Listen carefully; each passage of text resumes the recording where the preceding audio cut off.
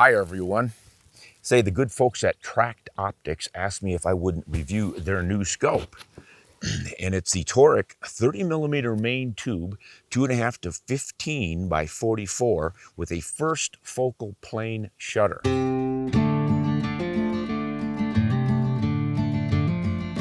So this is getting to be fairly advanced for scopes. It's going to appeal, I think, to target shooters as well as hunters. It's kind of right in the middle of the pack. And I said, well, yeah, I'll check that scope out for you if you let me tell the truth, the whole truth, and nothing but the truth, according to me. And they said, no problem. So that suggests they're pretty proud of this instrument.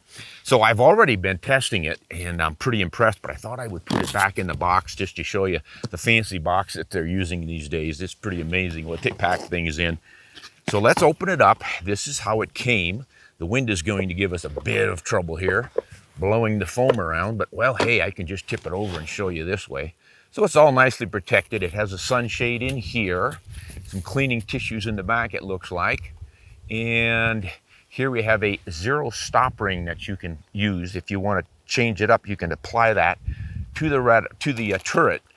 But here's what we're really after.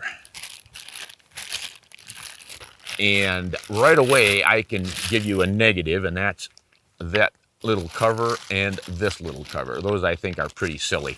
More a marketing gimmick than anything. Yeah, they're going to protect their lenses, but in the real world, those things just fall off too easily. You know, it just doesn't take much and they're gone, so I don't keep them. This one actually stays on pretty nicely. Kind of surprises me. You might keep that on your scope, at least while it's, you know, in the gun safe. It won't pick up a lot of dirt that way. But I think most of us are going to get a neoprene cover or some other sort of a field cover for the scope. So let's dispense with that for now and start talking about what makes this scope go. First of all, we'll talk optical quality. And I think they really addressed it well. They start with shot high transmission glass. I don't exactly know what that is other than that Schott is a German manufacturer of the highest quality glass, and that's what they make their lenses out of. And high transmission glass, you know, I don't know exactly what it means, but this is top quality stuff. And then to make it further effective, they give it fully multi-coated. That means every lens in the scope is fully coated with anti-reflection coatings multiple times. And what that does, of course, is it maximizes the light transmission through the scope. Huge part of being a bright scope. And this is extremely bright. And it has high contrast. And that's another thing that the anti-reflection coatings do. And I've said it many times, if you have raw glass, some of the light reflects off of it. Yeah, about 4% actually. And then you have upwards of 7 lenses in a scope. So you can bounce a lot of light off of each lens and lose brightness, but you also then get light bouncing around inside of the scope. That doesn't do you any favors. It makes things get hazy, glary, and flary, and we'll do some tests here and show you that. I like to aim the scope toward the rising sun or the setting sun, and then just see how much flare is in it as I adjust things and turn the power dial up and down. And then you will see how well the anti-reflection coatings in there control that bouncing light. And this one does it extremely well. I was really impressed with that. Here is the scope before sunrise, looking toward the sunrise at the mountain flanks at 2.5 power, extremely bright, as you can see. We will dial down, and you can see it starts to get a little bit darker because we've got a smaller exit pupil.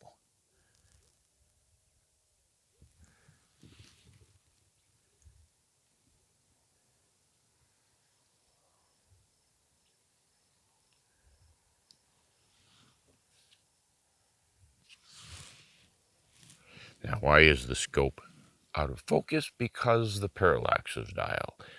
So now we're going to turn our parallax from 10 yards toward infinity. And we can see in the lower right quadrant 4 black cows about 3 miles away.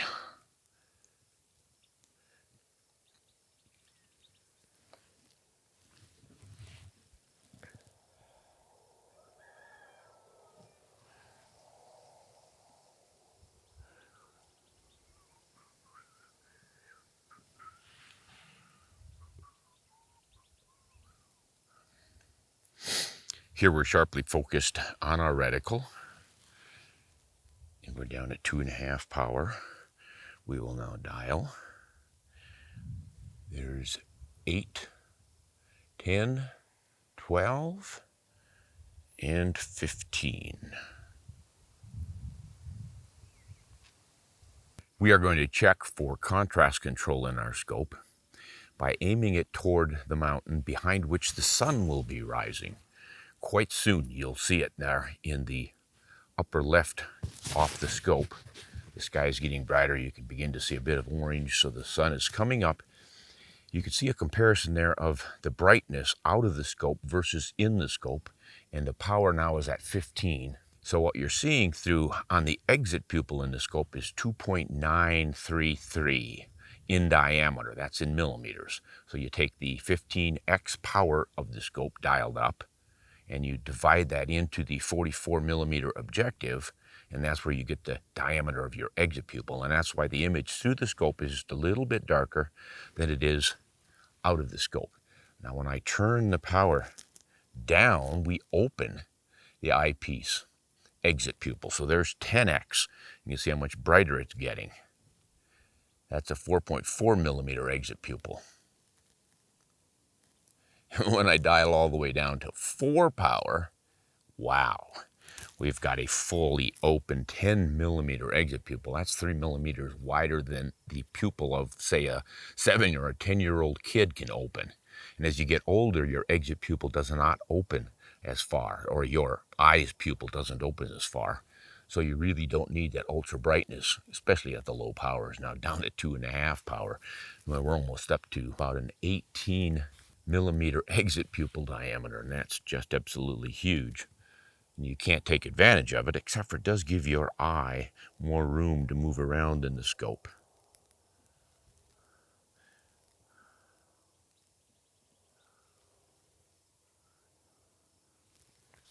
Notice how the crosshair stays sharp consistently throughout that zoom range.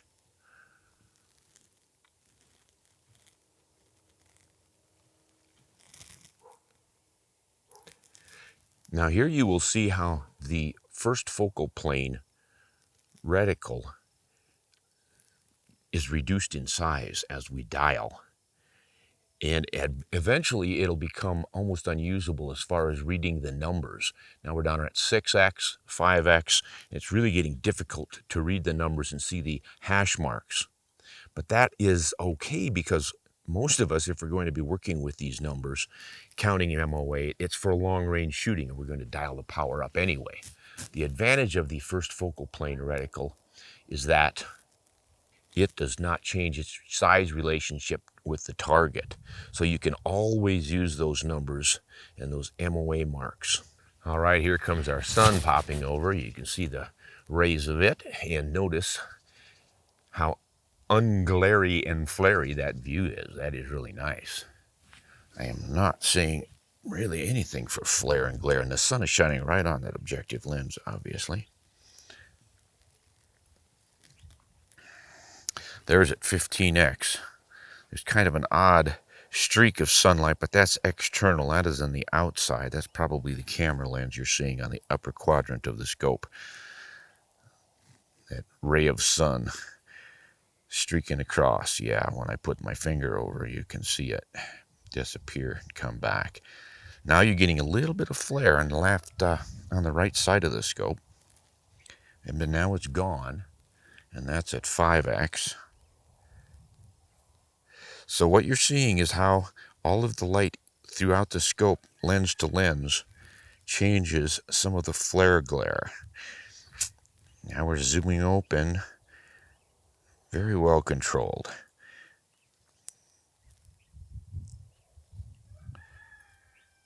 Just a touch there from about, what have we got here? It starts at 6. It picks up until about 10. Yep, and after 10 it's pretty much gone. But even at 15 power, we're not having our target really distorted by the glare and the flare.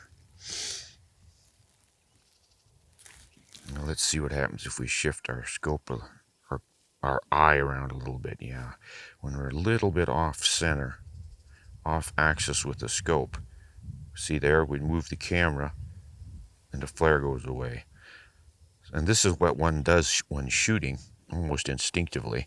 You just alter your head position a smidgen, and you can clear up flare like that if you're targeting game and you're in a hurry. But even with a bit of flare in the scope, it's really not a serious issue. You can still see your target behind there. Here you can see the sun reflected in the objective lens, and that's where you get your flare. And what you're seeing, 3 suns there, that's the reflection internally. So the other lens feature we should mention is the ED glass up front. The objective lens has extra low dispersion glass on it. What that means is that it corrects for chromatic aberration. And that's just a product of bending light through lenses. What happens is you take white light, sunlight, daylight, you run it through a lens and you get the refraction, and when it comes out of that lens, it's like the colors of the rainbow that you see in a prism. You've got to bring all those colors, the reds through the blues, you've got to bring them all back into the same point of focus.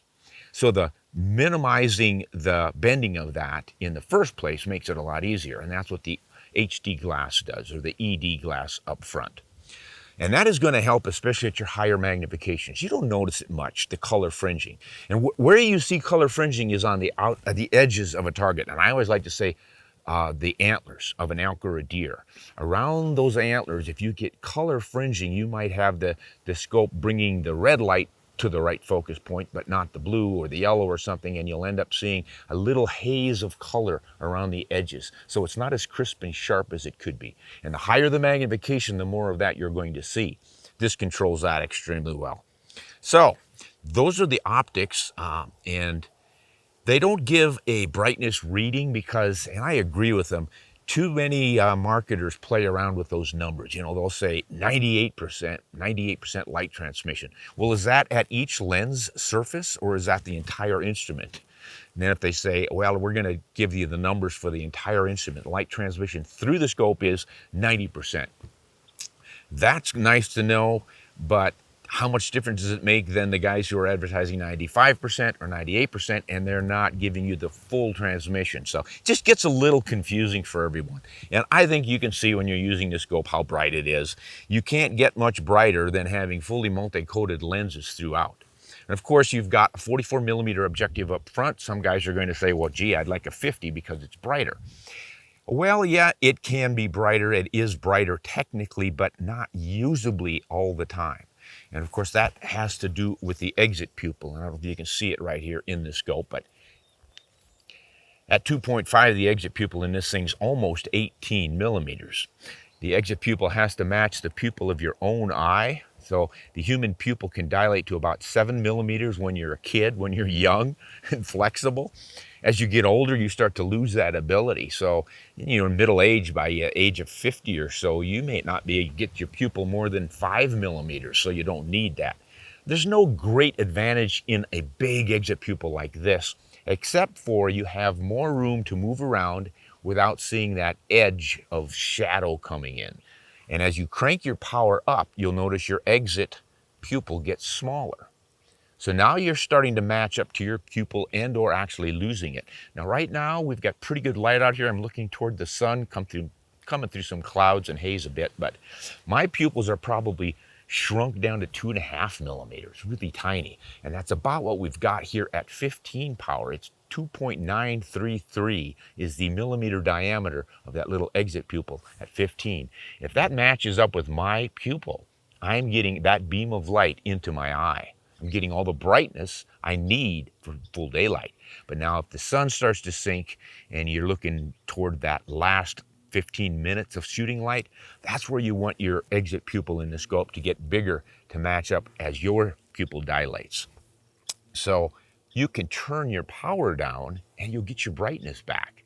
You know, you're not illuminating your target or magnifying your target quite as much anymore, but I think for most of us, we understand that when you're hunting and the lights are going down, you're at that last little bit of daylight, you're probably not advised to take a long-range shot.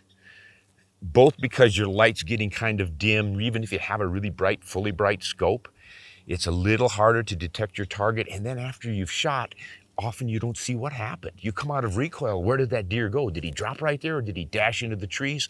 So you're really kind of at a disadvantage taking those long range shots at dark. So I don't worry too much about having to turn my power down. If I go down to 10, I've got a 4.4 millimeter. That's probably as wide as my pupils open. So if you're young yet, you might want to a little bit more than that. But the upshot really for me is that I have noticed that if I've got a 4 millimeter exit pupil in a scope at any magnification, and it's got fully multi-coated optics and good lenses like this scope has, I can still see my crosshair clearly on my target right through legal shooting light. Half hour after sunset, often even an hour after sunset, I can still see that crosshair on the target. Yeah, it's not fully bright like daylight, but by golly, I can still get the job done. So here's a demonstration of exit pupil. This is 2.5 power on the scope, so we've got a huge exit pupil, up around 18 millimeter. Now when we dial our power up, we begin to lose some brightness because our exit pupil is shrinking. Now we're up at 15x, and you can see where you've lost quite a bit. Here the exit pupil is only around 3, a little bit less, about 2.9 millimeter. And that's why it gets a little bit darker. But notice you can still see the crosshair, and you can still see what's back there, even though it's a mountain 3 miles away. The other thing I look at on a scope is its mechanical function. And that means turning the dials. This one has a side parallax adjustment, and that focuses your scope precisely from infinity all the way down to just under 10 yards. That is really impressive. And just focusing so precisely really helps you keep on target. Target shooters will understand this whole process. This works very well. Here is your dialing. Now this scope is set up for long range dialing. If you like to do that, you just pick it up and you dial. And it has about 100 MOA of dialing, up and down 100 MOA. As you can see, it's several rotations, and those are labeled right there. You do have the option of using your stop ring inside. You set that up. But while I was adjusting this on the target and cranking it like crazy up and down, and man, it was consistent. It came right back to center every time, and shows no hitches at all. Listen to the clicks. I don't know if you can hear it, but they're very sharp, very precise. So you both feel a good, precise click and you hear it. I like that in the scope. Now the windage has a cap, but it also is dialable. If you want to leave the cap off, you can see the numbers here, and you've got them in MOA as well. Now, if you don't like dialing, you've got an option in this scope because it has a first focal plane reticle with MOA hash marks up and down. So you've got windage hash marks on MOA as well as your elevations. In addition, way on the extreme edge of that reticle, they go to half MOA marks for people who really want to size up a target and use the measurements to range the target. If you're into ranging at all using MOA, it's really nice to have a half MOA mark, and you've got some on the vertical post way at the top and on the ends of both horizontal posts. So you can do an effective job of ranging. You see here it's got a little bit of a plug. You can take that out and get a supplementary throw lever if you like to have a sticking out throw lever for quick adjustments. Let's test for movement of the reticle with power adjustment. It's a little difficult to see when we get way down there. 5x, 3, 2.5. Looks pretty nicely centered yet. Let's give ourselves a little focus here with the camera lens. All right, now let's zoom her up. Looks like we're staying right on center. Got to focus the camera again. Bingo, that's 10 power. There's 15. Doesn't look like we're going to be moving on that one either. Nice. Okay, let's go out 6 MOA. Right there. Yeah, one notch too much. There's 6 MOA. Now let's come back to 0. Bingo. Let's go the other way, 6. And back to 0. Bingo again. And let's go up 10.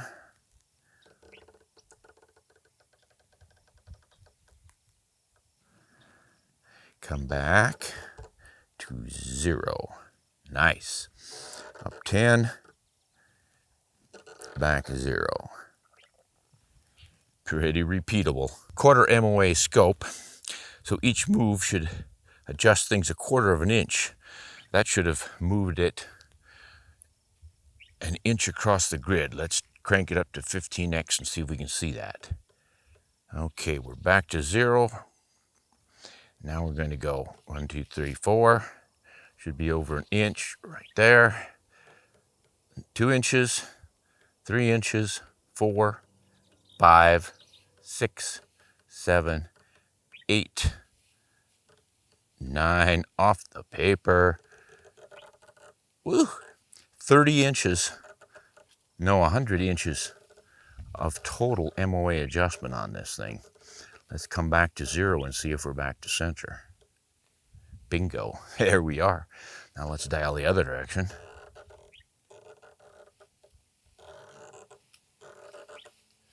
Come back to 0 right here, and bingo, it's back. Let's try our windage.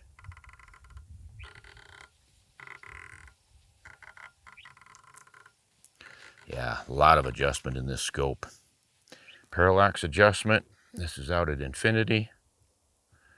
Coming back through to 100 yards.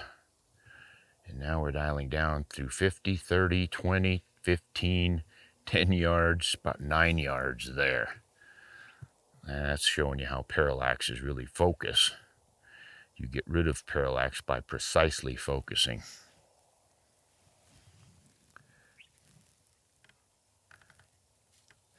Nice crisp moves, I like that. You can hear it. Boy, once you're there, it just clicks right in. The eyepiece is the quick adjust style, and it's very precise. It's nice and stiff. It's not going to easily move on you, but it's not going to be too hard to move either. I think it's just about right there. Boy, that's about everything on the scope. Now, of course, you can set your 0. Once you've sighted in, you just loosen this up with a little Allen wrench that comes with it, and then you lift your cap off and reposition it for 0 so that you're at your 0 point. And that's about it. I mean, it's one complaint I have about this scope is its weight. But when you've got a 30mm tube and heavy duty like this, you're going to have the weight. And this is not an ultralight hunting scope. This is more of a general purpose scope. I think it would be very effective for target shooting, but not so bulky and heavy that you can't use it for hunting. Thing is 14 inches long, as I recall. Let's give it a measurement here.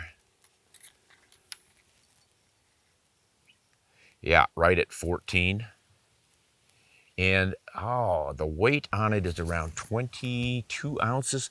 Let me double check that and flash it up for you. But for a 2.5 to 15 by 44 scope, this thing is pretty impressive. So TRACT, I think you got yourself a pretty nice scope right here. Optical quality is top-notch. Mechanical quality seems to be top-notch. The only thing I think I need to do yet is find out if it's really waterproof. You know, these people always advertise waterproof, fog-proof, dust-proof, and all the rest of it. What that means, of course, is that it's sealed so well that you're not going to get water into it, which means you're not going to get dust into it, so it's pretty much the same claim. But how many of us actually test that? I think we're going to get us a bucket of water and sink this guy and just see how effective that waterproofing is. Let's go. All right, here's the acid test. The TRACT TORIC is going for a swim. Ah, lovely, lovely. Now bring that camera over here, or maybe I can tip it and show you. Real water, real scope in the water. So, when they say that the scope is waterproof, it usually is down to a certain depth because, of course, the pressure increases the deeper you go. And then at some point, you're going to get so deep that water will get pushed into this. Happens with submarines, too. But for typical hunting situations, you might fall in a lake or a creek and you might go down 6-7 feet or something. But mostly you're worried about rain, snow, that sort of thing. So just put in the water if you want to make this test. Like I say, they're guaranteed waterproof, so before you even use that scope, just test it. When you put it in the water, look for bubbles to come out. Now, there will be a few little bubbles of air escaping between the cracks of, say, the eyepiece adjustment and underneath the caps and stuff. So expect a little of that, but what you don't want to see is kind of a steady stream of bubbles popping up that suggests the argon gas on the inside is leaking out. That's a definite no-no. You can leave it underwater overnight if you want, for as long as you want, you know. It's because if there's a real tiny, tiny little leak somewhere, it would take some time for that water to get inside. Then when you pull it out, just look through it. You probably have to dry it off so you don't mistake water on the surface for water inside. Now, another thing you can do to really test it is turn things. It's one thing to have it waterproof with the cap on the turret. It's another to have the cap off. This one, of course, doesn't have a cap, so you're going to get water up and underneath on this cap, the adjustable cap, but you don't want it to get down inside. So to really thoroughly test it, I would take all the caps off and then turn all the dials inside. So while I'm underwater here, I'm going to be dialing windage dial. Just turn it all you want. Give it a thorough test. And then, of course, your power ring. Get that underwater and dial her down to 2.5 up to 15 and just go through the motions. You can do your diopter adjustment on the eyepiece as well. And once you've done that a few times, again, wait, watch for bubbles. If you don't see any, I think you're good to go. And when you remove the scope and dry it, make sure you dry the lenses, because most water will have some ingredients in it that could get on the lenses and foul them up a little bit. So do clean those lens surfaces afterwards. You can see the droplets on there. If they dry like that, they could leave a little bit of residue behind, depending on where what your water source is. So that's my review of the TORIC Ultra HD 2.5 to 15x44 scope. Passes with flying colors as far as I'm concerned. I would like to thank TRACT for trusting me with this review. And I hope they're satisfied with it. I'm sure satisfied with their scope, and I think if you try one, you just might be too.